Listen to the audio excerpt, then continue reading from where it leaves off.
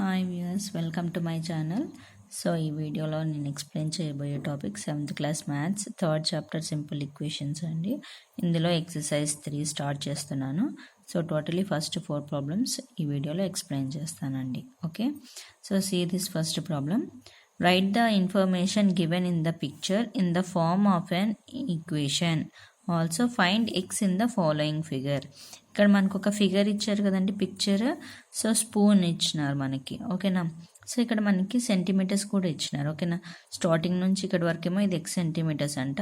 So totally handle part వచ్చేసి 11 centimetres ఉంది.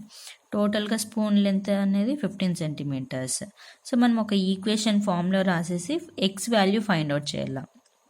Okay, so అంటే ఎలా ఫైండ్ అవుట్ చేస్తాం, అది ఈక్వేషన్ ఫామ్లో ఎలా రాయాలి ఫస్ట్ అంటే X plus 11 is equals to 15, అంతే కదండి. ఇవి రెండు యాడ్ చేసి మనకు టోటల్ లెంత్ రావాల 15 సెంటీమీటర్స్ వస్తుంది. Okay, so I will show you. X plus 11 is equals to 15. We want X value no. So X is equals to 15 minus 11. So plus 11ని మనం రైట్ సైడ్ ట్రాన్స్పోజ్ చేస్తే minus వస్తుందండి, ఓకేనా. So 15 minus 11 is how much? 4. So therefore x is equals to 4 centimeters. Okay, now this is the x value. Understood this one? So అంటే ఇక్కడ టోటల్గా ఈ length ఎంత ఉంది? 4 సెంటీమీటర్స్ అనమాట. అంటే 4 + 11 ఏమవుతుంది? 15. యాజ్ ఇట్ ఈస్గా 15 వచ్చేస్తుంది. Next see this second question. Right the information given in the picture in the form of an equation. Also find Y in the following figure. ఇక్కడ కూడా మనకి పెన్ ఇచ్చినారు, ఓకేనా. సో టోటల్గా పెన్ ఎంత లెంత్లో ఉంది? 13 సెంటీమీటర్స్ అంట. ఈ టోటల్ ఇక్కడ అంటే ఇక్కడ మనకు చూపిస్తున్నారు కదా, ఈ పార్ట్ వచ్చేసి 5 సెంటీమీటర్స్ అండ్ స్టార్టింగ్ నుంచి మిడిల్ పార్ట్ వరకు 8 సెంటీమీటర్స్ ఉంది. సో వై అనేది ఎంత లెంత్లో ఉంది అనేది మనం ఫైండ్ అవుట్ చేయాలి. అంటే ఈక్వేషన్ ఫామ్లో రాయాల same దీనిలాగే. y plus 8 is equals to 13 centimeters. So from the figure y plus 8 is equals to 13 centimeters. We want y value no. So y is equals to 13 minus 8 plus 8ని మనం transpose చేస్తే ఏమొస్తుంది? -8 వస్తుంది, ఓకేనా. 13 minus 8 is how much? 5. So therefore y is equals to 5 centimeters. Okay. See this third problem. If we add 7 to twice a number, we get 49. Find the number. ఇక్కడ మనకి number తెలియదండి, ఆ నెంబరే మనం ఫైండ్ అవుట్ చేయాలా, ఓకేనా. So ఆ number ఏమనుకుంటాం? ఫస్ట్ నెంబర్ తెలియదు కాబట్టి let the number be X, ఓకేనా. ఆ నెంబర్ని ఎక్స్గా అజ్యూమ్ చేసుకుంటాం. ఇక్కడ ఫస్ట్ ఈ సెంటెన్స్ని అర్థం చేసుకోండి. మనం ఈక్వేషన్ ఫామ్లో రాయాలి కదా.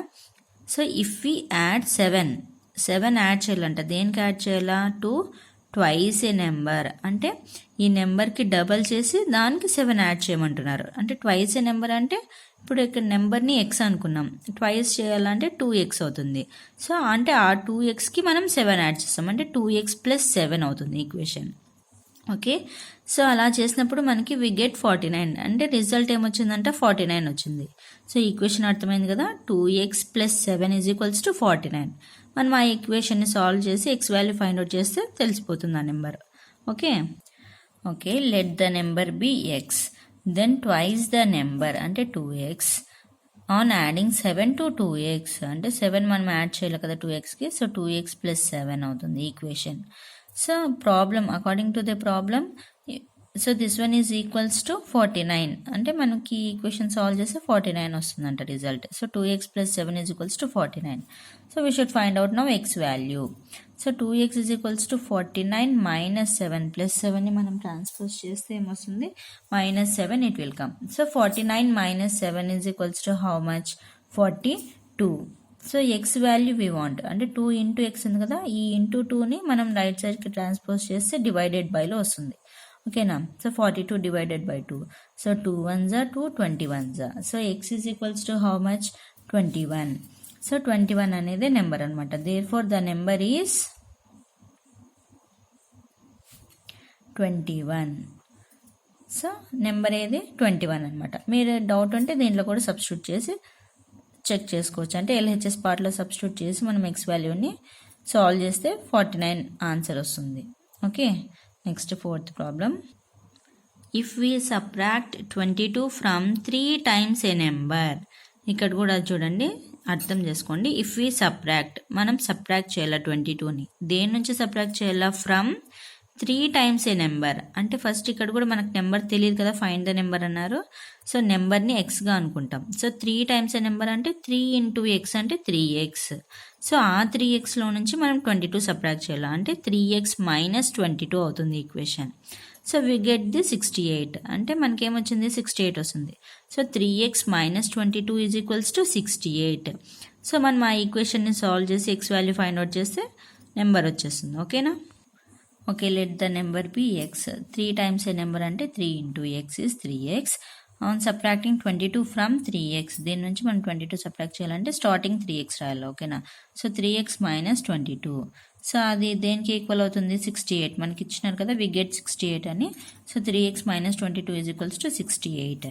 సో మైనస్ 22ని మనం రైట్ సైడ్కి ట్రాన్స్పోజ్ చేసినప్పుడు ప్లస్ 22 వస్తుంది. 68 plus 22 is equals to 90. So 3x is equals to 90 అయినప్పుడు మనకి ఎక్స్ వాల్యూ కావాలా. సో అంటే ఇంటూ 3లో ఉంది కదా, రైట్ సైడ్ ట్రాన్స్పోజ్ చేసినప్పుడు డివైడెడ్ బైలో వస్తుంది. X is equals to 90/3. So 3 1s are 3, 30s are. So x is equals to 30. This is the required number. So 30 is the required number. Okay. So remaining problems next video lo explain chestanu. Thank you for watching this video.